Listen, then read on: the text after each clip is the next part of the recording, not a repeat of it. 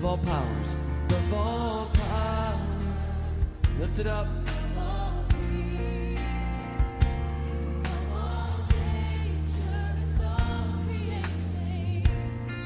Above all wisdom. Shalom, shalom, peuple de Dieu. Je suis très heureux de me tenir devant vous pour vous annoncer la parole de Dieu. Alors, moi, c'est le berger Saint-Paul Loabéa, berger au sein du ministère Daniel Ministries, qui dirige le prophète Daniel Loalaba.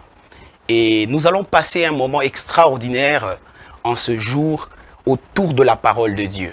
Et je suis convaincu au fond de moi que là où tu es mon frère, là où tu es ma sœur, le Seigneur ne manquera pas de te visiter. Je ne connais pas une seule personne qui a investi de son temps dans la présence de Dieu et qui en a été déçu. C'est pour cela que j'aimerais te dire que là où tu es, les quelques minutes que nous allons passer dans la présence de Dieu, Dieu va te bénir. Est-ce que tu peux fermer tes yeux là où tu es alors que nous allons célébrer la présence de Dieu? Seigneur Dieu d'Abraham, Seigneur Dieu d'Isaac, Seigneur Dieu de Jacob, nous te rendons grâce par ces instants que tu nous donnes. Ce n'est ni par la force, ni par la puissance, mais c'est simplement par ton esprit. Merci parce qu'au contact de ta parole, nous serons bénis et transformés. Merci parce que ta présence peut capaciter nos incapacités. Ta présence peut rendre fertiles nos terres infertiles. Seigneur, merci parce que nous ne sortirons pas de ces instants tels que nous étions entrés. Que l'honneur, la gloire te soit rendue. Manifeste ta gloire et que ton esprit glorifie Jésus. Au nom de Jésus, nous avons ainsi prié. Amen. Alors, bien-aimés dans le Seigneur, j'aimerais partager avec vous pendant quelques minutes sur un sujet que j'intitule « La puissance de la parole de Dieu ». La puissance de la parole de Dieu. Nous allons lire quelques textes bibliques. Commençons par le livre de Jean, chapitre 1er, au verset 1. Du premier verset au 3e verset. Jean 1, 1 à 3. Nous lisons dans le nom de Jésus. Au commencement était la parole. Et la parole était avec Dieu. Et la parole était Dieu. Elle était au commencement avec Dieu. Toutes choses ont été faites par elle. Et rien de ce qui a été fait n'a été fait sans elle. Parole du Seigneur. Je pensais que tu allais me donner un amen. Là où tu es, j'aimerais te dire que ces instants seront inoubliables dans ta vie parce que tu vas entrer au contact avec la puissance de la parole de Dieu. Nous allons prendre très vite un deuxième texte biblique dans le livre de Genèse, chapitre 1er, verset 1. La Bible déclare: au commencement, Dieu créa les cieux et la terre. Encore un commencement. La terre était informe et vide. Il y avait des ténèbres à la surface de l'abîme et l'Esprit de Dieu se mouvait au-dessus des eaux. Dieu dit que la lumière soit et la lumière fut. Est-ce que quelqu'un peut me donner un amen bien? Bien-aimés dans le Seigneur, dans ces deux textes que nous venons de lire, la Bible nous parle des commencements, du commencement. Il y a deux personnes à qui Dieu a donné la faveur, la grâce, au travers des Écritures, comme nous pouvons le voir, de voir ce qui a été au commencement. Alléluia. J'attends ton amen. Bien-aimés dans le Seigneur, la Bible nous parle du commencement selon Jean, l'apôtre, le commencement selon Moïse. Est-ce que tu peux dire avec moi le commencement selon Moïse et le commencement selon Jean?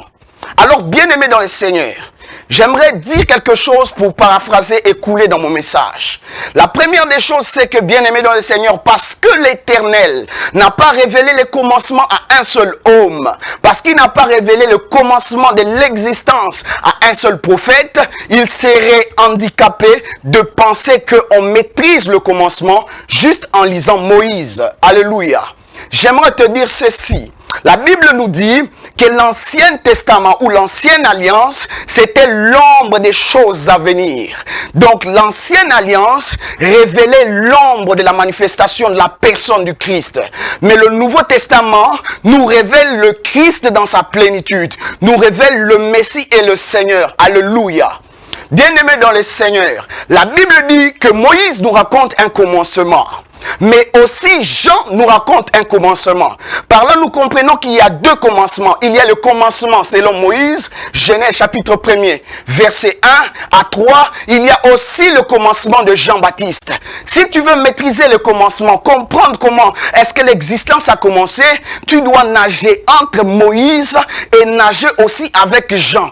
Pourquoi? Parce que Moïse nous manifeste l'ombre, mais Jean nous donne la vérité. Est-ce que quelqu'un m'a donné un amen? Tu ne peux pas maîtriser le commencement juste en lisant l'Ancien Testament. Tu dois lire l'Ancien Testament par Moïse pour maîtriser le commencement et aussi par Jean, le prophète et l'apôtre. Alléluia. Bien-aimés dans le Seigneur, écoutez maintenant, nous allons faire une étude comparative. Moïse dit ceci dans Genèse chapitre 1er verset 1. Moïse dit ceci: au commencement, Dieu créa les cieux et la terre. C'est-à-dire que quand Moïse a commencé à voir la vision du commencement, bien-aimé dans le Seigneur, il a commencé par voir Dieu en train de créer les cieux et la terre. Est-ce que quelqu'un me suit? Je veux t'amener quelque part. Mais lorsque nous lisons l'apôtre Jean, Jean dit quoi? Jean dit que dans la vision que lui a eue du commencement, Jean a vu autre chose. Jean nous dit, au commencement, c'était pas Dieu en train de créer les cieux et la terre. Jean déclare qu'au commencement était d'abord la parole. Et la parole était avec Dieu et la parole était Dieu. Est-ce que quelqu'un comprend quelque chose? Ça veut dire que nous avons là deux commencements. Le commencement des Jean nous montre que d'abord le commencement n'a pas commencé avec les cieux et la terre, mais le commencement a commencé avec la parole et avec Dieu. Par là, j'aimerais dire la première des choses, c'est que bien-aimé dans le Seigneur, la parole de Dieu, elle est suprême. La parole de Dieu est venue avant que les cieux et la terre soient. Avant que toute chose n'existe, la parole de Dieu est suprême. C'est pour cela le thème de mon message ce matin, c'est comment vivre la puissance de la parole. Alléluia. Bien-aimé dans le Seigneur, alors que Jean voit au commencement la parole, Jean est allé même plus loin. C'est un homme de Dieu qui est allé loin. Pourquoi? Parce que Jean va même nous révéler la matière dans laquelle Dieu est fait. Jean ne dit pas, Jean nous explique d'où est-ce que Dieu est sorti. Jean dit ceci: au commencement, il y avait d'abord la parole, il y avait le verbe, et le verbe était avec Dieu, et le verbe était Dieu. Qu'est-ce que j'essaie de te dire? C'est que la parole de Dieu que tu vois, qu'on t'a toujours prêché par ton pasteur, qu'on t'a toujours prêché même dans les bus et les transports, laisse-moi te dire que Dieu est fait dans une matière, la matière qu'on appelle la parole de Dieu. Comme il est écrit que l'homme est poussière, il rentrera à la poussière, de même Dieu est parole, il est contenu dans la parole. C'est pourquoi l'église d'aujourd'hui devrait comprendre l'importance et l'indispensabilité de la parole de Dieu. Alléluia. Parce qu'il n'y a pas suprême au-dessus de la parole. J'aimerais te dire, les offrandes ne sont pas au-dessus de la parole. Le mariage, le voyage, la réussite professionnelle, tout ce que tu peux désirer, tout ce que Dieu peut te donner, laisse-moi te dire, ce n'est pas au-dessus de la parole. C'est pour cela la chose la plus précieuse qu'un enfant de Dieu, qu'un chrétien doit chercher, bien-aimé dans le Seigneur, c'est d'entrer en contact avec la parole. C'est pour cela le Seigneur Jésus, lorsqu'il a été tenté par le diable, écoutez ce qu'il dit à Satan. Il dit à Satan, l'homme, sa vie ne dépend pas du pain seulement, mais la vie de l'homme dépend de la parole qui sort de la bouche de Dieu. C'est pour vous dire, bien-aimé de Dieu, bien-aimé dans le Seigneur, que la parole de Dieu est capable de faire vivre un homme. Je ne sais pas si quelqu'un comprend. La parole de Dieu est capable de faire vivre un homme, de faire vivre une femme. La parole de Dieu peut te prendre en charge. Pourquoi? Parce que la parole de Dieu, c'est Dieu lui-même. Bien-aimé dans le Seigneur, tu peux t'accrocher à un mariage, le divorce peut venir. Tu peux t'accrocher à un voyage, ça peut échouer, l'ambassade va te refuser les visas. Tu peux t'accrocher à un homme, une femme, il peut te quitter. Tu peux t'accrocher à des diplômes, les diplômes ont déçu certaines personnes. Ils se retrouvent avec des bacs plus 3, bacs plus 5, plus combien, mais il est paralysé parce que ses diplômes ne peuvent pas l'aider. Il a été déçu par les diplômes. Laisse-moi te dire quelque chose, bien-aimé dans le Seigneur, la parole de Dieu, qui est Dieu lui-même, ne te décevra jamais. Dieu, c'est sa parole. Bien-aimé dans le Seigneur, l'église d'aujourd'hui, les chrétiens d'aujourd'hui, nous devons comprendre la nécessité d'entrer en contact avec la parole de Dieu. Et la Bible dit, dans le livre de Genèse chapitre 1er verset 3, la Bible dit, la terre, il y avait des ténèbres à la surface de l'abîme, et Dieu dit que la lumière soit, et la lumière fut. Bien-aimés dans le Seigneur, alors que la terre était informe et vide, alors que les choses étaient désastreuses, il n'y avait rien, ça n'avait pas de forme, c'était vide, Dieu ne s'est pas servi des mains, Dieu ne s'est pas servi de l'onction, non, Dieu est passé directement en utilisant la parole. Je suis en train de te dire que la parole de Dieu, de la même manière qu'elle a donné la forme à la terre qui était informe, la parole de Dieu peut donner une forme à ta vie. De la même manière que la parole de Dieu a rempli la terre qui était vide, de la même manière la parole de Dieu peut remplir ta vie. Oh, laisse-moi te demander une chose. Est-ce que tu manques du travail? Laisse-moi te révéler aujourd'hui que la parole qui a tout créé au commencement peut te donner du travail. Oui, le contact avec la parole de Dieu peut te donner du travail. Vous devez croire à la Bible. La Bible n'a pas perdu son efficacité. La parole de Dieu n'a pas failli. C'est nous qui avons oublié les principes divins. Alléluia. La Bible dit dans Jean chapitre 1 verset 3 que tout ce qui a été fait par elle. Et rien de ce qui n'a été fait sans elle. Alléluia. Bien aimé, donc chaque fois que tu regardes l'étoile, lorsque tu regardes le soleil, lorsque tu vois la terre, le diamant et l'or, sache que l'or là, ces choses-là ont été faites par la parole de Dieu. C'est pour cela que tu dois t'attacher à la parole. Tu dois aimer la parole de Dieu. Nous voulons une église centrée sous la parole. Nous voulons des prophètes centrés sous la parole. Des chrétiens qui viennent dans le christianisme, non pas d'abord pour voyager, non pas d'abord pour se marier, mais pour la parole de Dieu. Parce que la parole peut tout te donner. Mais si tu as tout, tu peux manquer la parole. Laisse-moi te dire, bien-aimé, le Seigneur lui-même a dit, le ciel et la terre passeront, mais ma parole ne passera pas. Bien-aimé dans le Seigneur, tu bâtis ta vie sur quoi?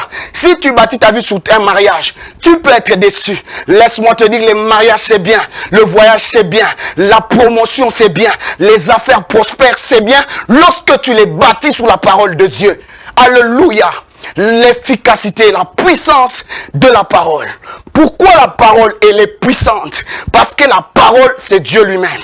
Je suis en train de t'expliquer qu'en entrant en contact avec la parole, par la lecture des Écritures, par la prédication que tu entends, par les livres sacrés comme la Bible, bien-aimée dans les Seigneurs, tu entres en contact avec la parole de Dieu qui crée des choses dans ta vie. Le problème c'est que quand tu lis la Bible, c'est ennuyeux. Pourquoi? Parce que tu ne comprends pas que la même parole que tu vois là, dans ton téléphone, aujourd'hui on en a partout et sur plusieurs formes. Cette parole peut créer les choses qui manquent à ta vie. Je suis en train de dire ceci. Lorsque quelque chose manque dans ta vie, va d'abord le chercher dans la parole. Tu peux appeler ton père, son téléphone est fermé. Ton ami, il est occupé. Tu appelles ton oncle, il est non disponible. Mais lorsque tu vas dans le contact de la parole, bien-aimé dans le Seigneur, tu ne manqueras pas d'avoir une forme à ta vie. Parce que la parole de Dieu a donné la forme à la terre qui était informe. Je lève ma main vers le ciel. Je demande à Dieu qu'à dater de ce jour, chaque fois que tu seras en train d'écouter la parole de Dieu, qu'elle complète les vides de ta vie. Quelqu'un ne m'a pas compris. Je suis en train de dire qu'à dater de ces jours, chaque fois que tu entendras une prédication à l'église, qu'elle complète les vides de ta vie, comme la parole de Dieu avait rempli la terre qui était vide, comme la parole de Dieu avait donné la forme à la terre qui était au commencement informe et vide, que la parole de Dieu commence à donner la forme à ta vie. Oui, j'aimerais te dire, dans la parole de Dieu, tu peux avoir le mariage. Oui, j'aimerais te dire, dans la parole de Dieu, tu peux avoir toutes choses. C'est pour cela ne cherche pas les choses qui sont seulement dans la parole, cherche la parole elle-même. Dieu aimerait nous voir, nous approcher de lui, non pas d'abord pour ce que sa parole peut faire dans nos vies, mais par l'amour de sa parole. Parce que l'amour de la parole de Dieu, c'est l'amour de Dieu. C'est pour cela Jésus-Christ a dit, c'est lui qui m'aime, gardera ma parole. Alléluia. Ça veut dire en d'autres termes, parce que la parole de Dieu, c'est Dieu lui-même, c'est lui qui m'aime, va me garder, va garder Dieu. Alléluia. Je suis en train de te dire des choses que tu as déjà entendues, mais qui doivent résonner dans ta tête encore aujourd'hui. La parole de Dieu, c'est Dieu. Et rien ne va changer cela. Ta Ta pauvreté ne change pas l'efficacité de la parole de Dieu. Tes problèmes et tes obstacles ne changent pas l'efficacité de la parole. Il faudrait qu'on nous dise encore à l'église que la parole de Dieu est au-dessus des offrandes. Il faudrait qu'on nous dise encore à l'église que la parole de Dieu est au-dessus des relations. Tu peux avoir des relations, mais laisse-moi te dire, cette parole infaillible, les rois l'ont trouvée. Cette parole a tout créé. Laisse-moi te dire, qu'est-ce que la parole de Dieu ne peut pas te donner, mon frère? Qu'est-ce que la parole de Dieu ne peut pas te donner, ma soeur? Laisse-moi te dire, Dieu opère, oui. Dieu fait des miracles, oui. Mais il passe par quoi? Par la parole. Au lieu de courir après tout, courons après la parole. Ayons la soif de la parole de Dieu pour vivre la puissance de la parole de Dieu. Est-ce que quelqu'un peut me donner un bon amen? Oh, je pensais que tu me donnais un amen de victoire. Je pensais que ton amen devait secouer le trône de Dieu. Alors vous remarquerez que Jean explique le commencement qui commence avec la parole, qui commence avec Dieu. Bien-aimé, attache-toi à la parole de Dieu. Bien-aimé, attache-toi à Dieu. Dieu est vital. Avec la parole, tu peux survivre même dans le ventre d'un poisson. Avec la parole de Dieu, tu peux survivre même dans la fournaise ardente. Même si tu es quelque part où tu es délaissé, tu es persécuté. Bien-aimé dans le Seigneur, laisse-moi te dire, tu as besoin de la parole. Et la parole ne te coûte pas grand-chose. Si tu as ta Bible, tu as la solution. C'est seulement toi qui n'es pas entré en contact avec la parole. Ouvrons nos Bibles, car Dieu veut nous parler. Tu cours derrière les prophètes, c'est bien. Tu cours derrière les hommes de Dieu, c'est bien. Mais ces hommes de Dieu, je t'explique comment ils trouvent la parole de Dieu. C'est en entrant en contact avec la parole. Tu dois méditer ta parole, ta Bible. Tu dois aller à l'église pour écouter des prédications. Pourquoi? Parce que c'est cette parole qui va donner une forme à ta vie, qui va remplir ta vie de ce dont tu as besoin, qui va remplir ta famille. Je suis en train de dire, la parole de Dieu a la puissance, la capacité de prendre la forme de ton besoin. Est-ce que quelqu'un comprend? Si tu as besoin du mariage, la parole de Dieu est capable de prendre la forme du mariage. Si tu as besoin du travail, la parole de Dieu en toi, quand tu l'auras bouffé, je te dis, bien-aimé dans le Seigneur, elle te donnera ce que ton cœur désire. Alléluia. Alléluia. Alors on se pose la question, alors que la Bible nous montre par plusieurs passages et plusieurs choses, comment la parole de Dieu est puissante, comment la parole de Dieu est suprême. Mais pourquoi est-ce que dans nos jours, nous écoutons la parole semble ne pas avoir l'efficacité sur nos vies. On a même 2 fois reçu beaucoup de prophéties. Nous avons entendu des gens parler de Dieu, qui nous ont prêché. On nous prêche le lundi, le mercredi, le vendredi, pour certaines églises, 3 fois par semaine. Nous sommes en contact avec la parole de Dieu. On nous prêche dans les bus. Mais au lieu que nous puissions avoir la forme, au lieu que nous soyons remplis, nous avons encore une vie informe comme la terre au commencement. Qu'est-ce qui fait que nous n'expérimentons pas la puissance de la parole? La première des choses, bien-aimés dans le Seigneur, c'est l'ignorance de la parole elle-même. Bien-aimé, tu ne connaîtras pas la parole si tu n'entres pas en contact avec elle. Que le diable ne vous trompe pas. La Bible restera utile à votre vie jusqu'à la fin de vos jours. Que le monde ne vous trompe pas. La parole de Dieu peut vous sauver de la mort. La parole de Dieu peut vous éviter des dangers. La parole de Dieu peut guérir vos os. La parole de Dieu est suprême. Alléluia. Alors, ce qui fait que les gens écoutent la parole, mais ils ne changent pas. Leur vie, ils ne voient pas de changement, ils n'expérimentent pas les miracles. C'est d'abord l'ignorance de la parole. Dieu ne te parlera pas si tu n'ouvres pas ta Bible. Dieu ne te parlera pas si tu ne veux pas qu'il te parle. Alors que tu as le temps pour passer sur les réseaux sociaux et faire tout ce que tu peux faire. Bien-aimé dans le Seigneur, en écoutant ton père, en écoutant ta mère, qu'est-ce qui a changé dans ta vie? Qu'est-ce qui a changé en écoutant tes copines, tes copains, pour ton projet de mariage, pour ton travail? Qu'est-ce qui a changé? Rien. Mais si tu peux accorder à Dieu le temps de te parler, si tu peux accorder à Dieu le temps de te parler, même si tu veux le succès, bien-aimé dans le Seigneur, la Bible dit que l'Éternel a dit à Josué que ces livres de la loi ne s'éloignent point d'où? De ta bouche. Mais dites-les jour et nuit. Ça veut dire que l'Éternel avait vu que Josué avait besoin du succès. Mais le problème, c'est que Josué qui veut le succès, il pense que le succès ne viendra que parce qu'il travaille. Il pense que le succès ne viendra que parce qu'il a ses efforts, il sait se battre avec les armes. J'aimerais vous dire, il y a des domaines où les diplômes ne sont pas efficaces. Il y a des combats que les diplômes ne peuvent pas livrer. Des combats que vos relations à la présidence avec des ministres ne peuvent pas livrer. Il y a des batailles que vous ne pouvez pas vaincre avec votre force, bien-aimés. Vous devez entrer en contact avec le livre de la loi. Et le livre de la loi, c'est la Bible. J'aimerais t'inviter, bien-aimé dans le Seigneur, de reconsidérer la place de la Bible. Devez considérer la place de la Bible. Je me demande comment les gens sont prêts à lire les actualités politiques de ce monde pendant des feuilles, des journaux et tout ça, mais ils n'arrivent pas à lire un chapitre par jour. Ils n'arrivent pas à se concentrer pour écouter la voix de Dieu. Si tu ne veux pas écouter Dieu, il ne te parlera pas. Alléluia. Il ne te parlera pas. Tu as ta Bible. Tant que tu ne l'ouvres pas, Dieu ne va pas te parler. Le même Dieu qui parle aux prophètes en leur donnant les détails, ça commence d'abord par la méditation de la Bible. Ça commence par l'écoute de la voix de Dieu à travers les Écritures. Les saintes Écritures, bien-aimés dans le Seigneur. La puissance de la parole. Alors, bien-aimés, alors qu'on nous prêche chaque jour, alors qu'on nous prêche le matin, à midi et le soir, je me pose la question, mais pourquoi l'église de mon pays continue à rencontrer des problèmes? Pourquoi est-ce que nos vies ne manifestent pas pleinement ce que la parole de Dieu a dit? Pourquoi est-ce que Dieu a dit sur ma vie que je devais travailler en 2021? Je suis maintenant en 2022, je n'ai pas eu du travail.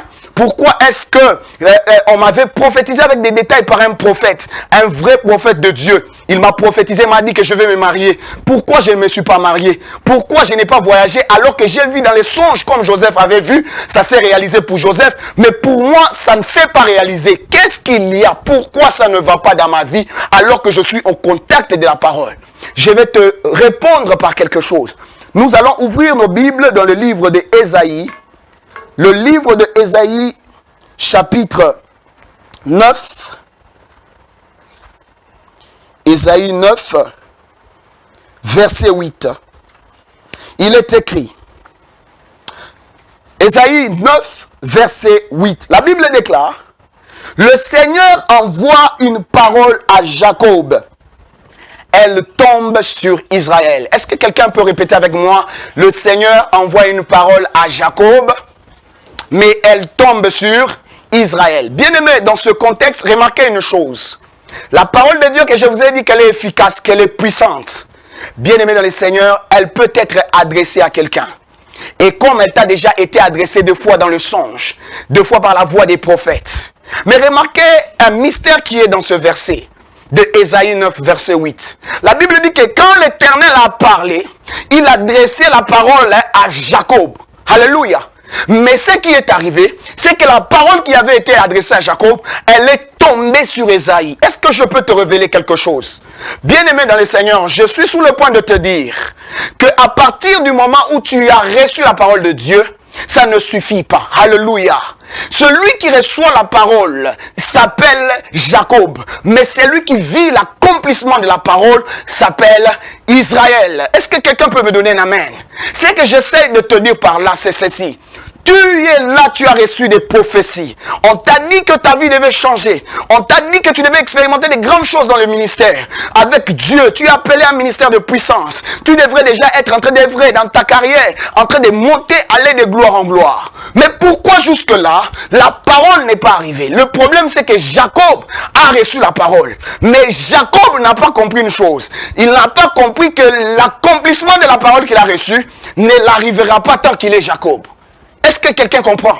Parce que la parole est adressée à Jacob, mais l'accomplissement de la parole est adressé à Israël. Vous devez comprendre, bien-aimés, que l'objectif de la parole, ce n'est pas de vous trouver et de vous changer directement. Non, vous avez reçu des promesses de Dieu comme Abraham.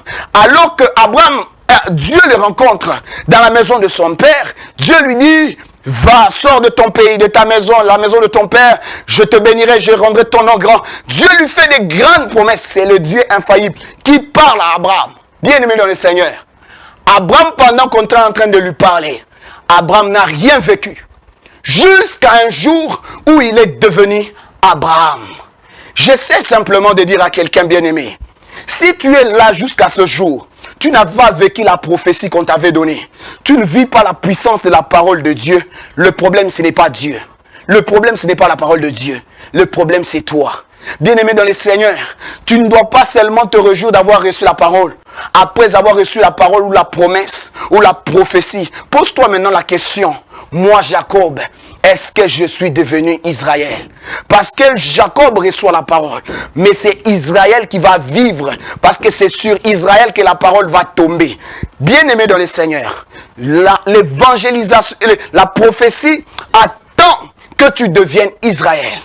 Est-ce que quelqu'un comprend? Ces prophéties que Dieu t'a données, ces messages, ces promesses que Dieu t'a faites, elles attendent que tu deviennes quelqu'un d'autre.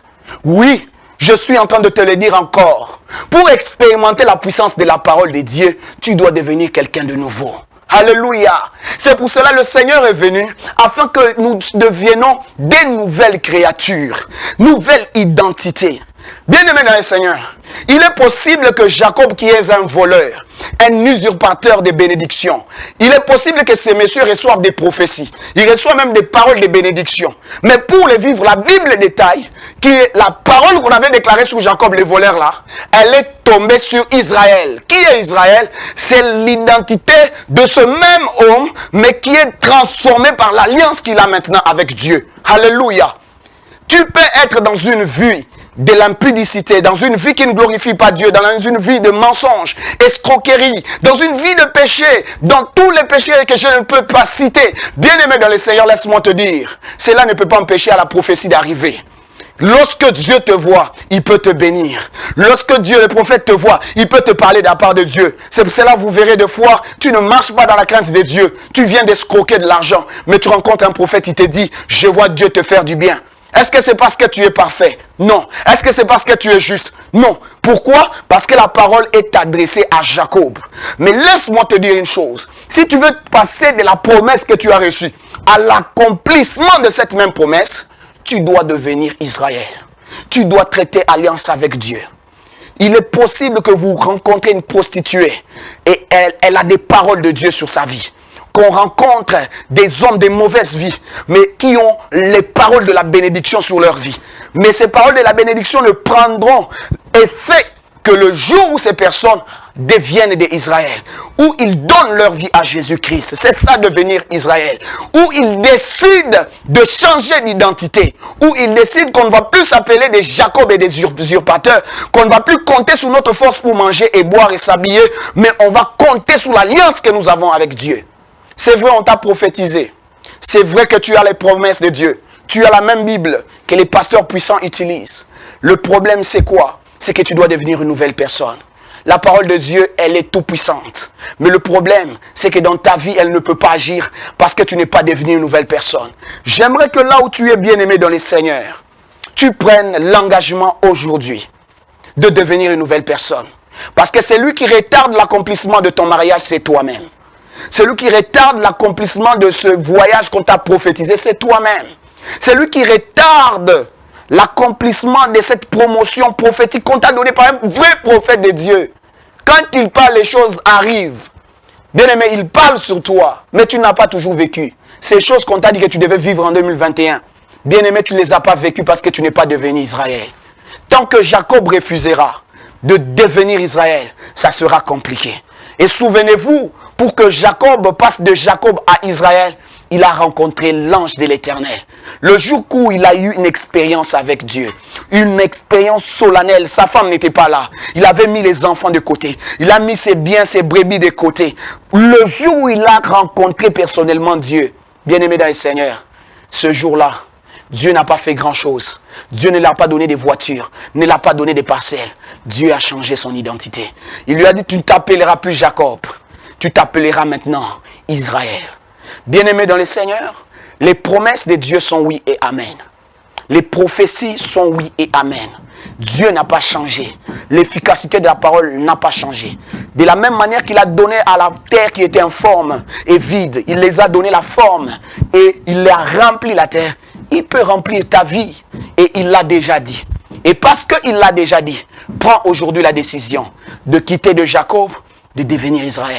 Est-ce que tu peux décider d'arrêter de te battre par ta propre force pour gagner la vie? Est-ce que tu peux décider que ta vie soit prise en charge par Dieu? Oui, je sais que tu peux vivre de fois par des voies illégaux. De fois, il y a des péchés qui peuvent te permettre de payer la maison. Oui, tu mens, tu voles, tu escroques. Tu es dans des trucs qui ne glorifient pas Dieu, mais c'est ce qui te donne le confort que tu as. C'est ça, Jacob. Si tu refuses de te détacher de cette identité d'usurpateur, cet homme qui veut prendre les bénédictions d'Ésaü, qui veut prendre la place des autres, qui est prêt à renverser, à utiliser la ruse pour renverser les autres, tu ne vivras pas les promesses de Dieu. Les promesses de Dieu sont encore valides pour toi, bien-aimé dans le Seigneur. Mais tu dois prendre la décision de marcher dans une nouvelle identité, l'identité d'Israël. Je veux que là où tu es, tu médites en toi, tu médites sur toi-même, sur ta propre vie. Regarde toutes les promesses que l'on t'a données, toutes les visions, les songes que tu as fait par rapport à ta vie, par rapport à ta carrière, par rapport à ta famille. Les choses devraient déjà être changées. Les choses devraient déjà s'améliorer. Si elles ne se sont pas améliorées, c'est lui qui les retarde. Comprends aujourd'hui que c'est ton état de Jacob. J'aimerais que prier avec certaines personnes, parce que tout le monde ne sera pas concerné. Je vais prier avec ces personnes qui reconnaissent au fond d'eux qu'ils sont à la base du retard des promesses de Dieu. Parce que les prophéties ne sont pas en retard. Dieu n'est pas en retard. Il est le maître des temps et des circonstances. C'est lui qui fixe même les temps. S'il a dit quelque chose sur ta vie, la chose va s'accomplir. Car aucune parole de Dieu ne revient à l'Éternel sans avoir effet sur la terre. Bien-aimé, je t'invite maintenant, peu importe ton état. Jacob, c'est tu te bats, tu voles, tu escroques, tu détournes les choses d'autrui pour vivre. Et ça te donne un confort, ça marche jusque-là. Mais j'aimerais dire, bien-aimé dans le Seigneur, qu'il est temps que tu deviennes une nouvelle créature. Jésus-Christ t'étend la main. La parole de Dieu t'étend la main. 2022, tu peux encore vivre toutes les prophéties. Si tu décides de devenir Israël, la personne qui a l'alliance avec Dieu. Tu vas incliner la tête avec moi, tu vas prier. Seigneur Jésus, aujourd'hui je prends l'engagement de ne pas rester loin de ta face. J'ai reçu des promesses et des messages, des prophéties, de ta parole infaillible, mais je ne les ai pas vécues jusqu'à présent. Ce n'est pas de ta faute, Seigneur, c'est de ma faute. Je te demande au nom de Jésus-Christ de me recevoir dans ta présence. Pardonner mon péché, de pardonner mon insensibilité à ta parole. Et je décide aujourd'hui d'adopter une nouvelle identité. Donne-moi cette identité d'enfant de Dieu. Donne-moi une nouvelle démarche afin que j'expérimente chacune de tes promesses. Merci Seigneur Jésus pour l'identité. Merci pour cette vérité. Au nom de Jésus. Amen. Il est écrit, bien-aimé dans le Seigneur, que vous connaîtrez la vérité vous affranchira. Aujourd'hui, le Seigneur vient de vous donner une vérité. La vérité, c'est que celui qui retardait la vie, c'était vous-même. Maintenant que vous savez, changez. Que Dieu vous bénisse abondamment. Merci. Above all powers, lifted up.